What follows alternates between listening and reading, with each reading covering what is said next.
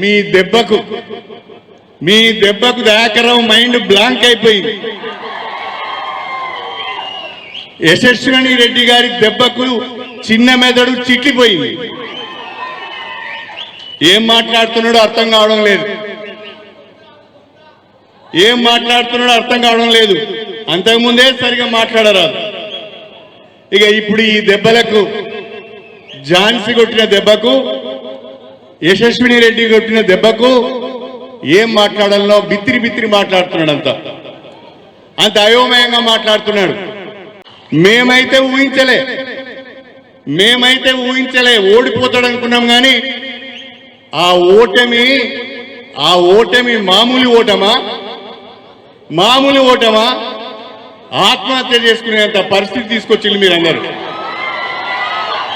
50,000 ఓట్ల మెజారిటీ అంటే కొత్తగా రాజకీయాలకు వచ్చిన యశస్విని రెడ్డి ఓటమి ఎరగని నాయకునని చెప్పుకునే వ్యక్తిని మళ్ళీ పాలకుర్తి పొలిమేరలకు రావద్దు అని చెప్పి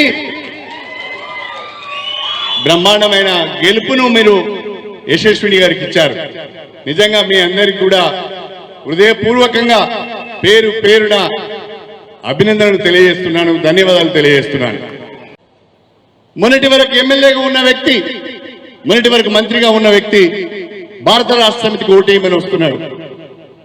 పాపము యశస్విని రెడ్డి గారు ఎమ్మెల్యే అయ్యి 4 నెలలు కూడా కాలేదు. అప్పుడే యశస్విని రెడ్డి గారు ఏం పని చేయడం లేదని చెప్పడానికి సిగ్గులేదా దయాకర్ నీకు?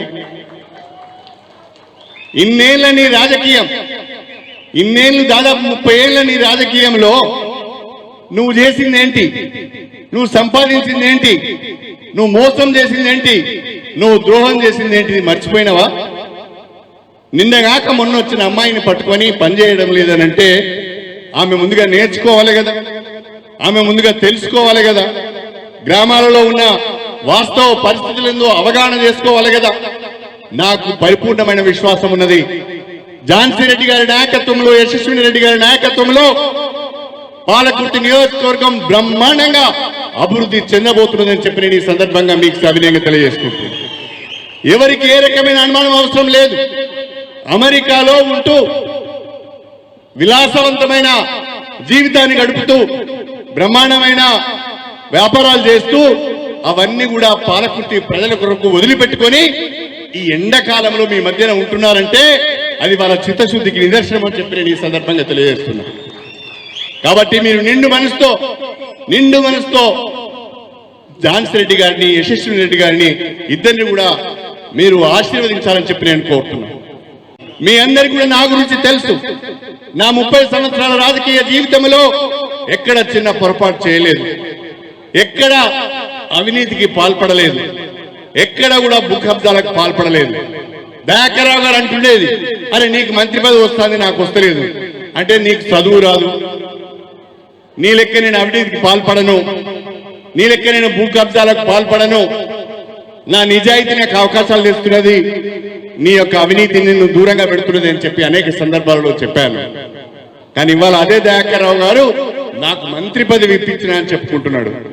సిగ్గుండాలే, కాస్త వినటోళ్ళు ఏమనుకుంటారనే ఆలోచన కూడా ఉండాలి.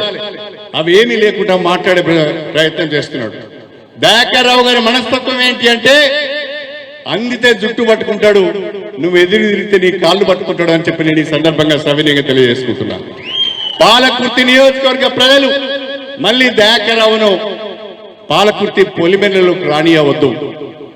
ఇంకా ఇంకా ఇంకా చిన్న వయసులో ఎన్నికైన యశస్విని రెడ్డి వాళ్ళ అత్తమ్మ ఝాన్సీ గారు దశాబ్దాల తరబడి మీకు సేవ చేసే అవకాశం వల్ల కలిగింది. మీ సేవలో వాళ్ళు ఉంటారు. వాళ్ళు అవినీతికి పాల్పడే వాళ్ళు కాదు, వాళ్ళు మీ దగ్గర నుంచి డబ్బులు తీసుకునే వాళ్ళు కారు. అవసరం అనుకుంటే వాళ్ళ సొంత డబ్బులతో ఈ నియోజకవర్గాన్ని అభివృద్ధి చేస్తారే తప్ప అవినీతికి పాల్పడే వ్యక్తులు మాత్రం వాళ్ళు కారు అని చెప్పి నేను ఈ సందర్భంగా తెలియజేస్తున్నాను.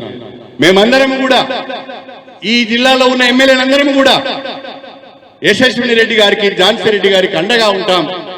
రేపు మీ ఆశీర్వాదంతో కావ్య ఎంపీగా ఎన్నికైన తర్వాత యశస్విని రెడ్డికి తోడుగా పాలకుర్తి నియోజకవర్గంలో అవసరం అనుకుంటే వాళ్ళ ఆమోదంతో పాలకుర్తి నియోజకవర్గాన్ని దత్తత తీసుకొని నా బిడ్డ కూడా యశస్విని రెడ్డితో ఉంటది అని చెప్పి నేను ఈ సందర్భంగా తెలియజేసుకుంటున్నా. ఈ ఇద్దరి బిడ్డలను కూడా మీరు ఆశీర్వదించండి అని చెప్పి హృదయపూర్వకంగా కోరుకుంటూ మీ అందరి దగ్గర సెలవు తీసుకుంటున్నాను. ఇప్పుడు ఆపరేషన్ లేకుండానే మోకాళ్లకు ప్లాస్మా ట్రీట్మెంట్, మీ ఆర్థోపెడిక్ సమస్యలన్నిటికీ రోబోటిక్ టెక్నాలజీ ద్వారా తక్కువ ఖర్చుతో శాశ్వత పరిష్కారం, ఫ్రీ కన్సల్టేషన్, ప్రతి ట్రీట్మెంట్ పై 20% డిస్కౌంట్. ఈ ఆఫర్ కొద్ది రోజులు మాత్రమే, త్వరపడండి.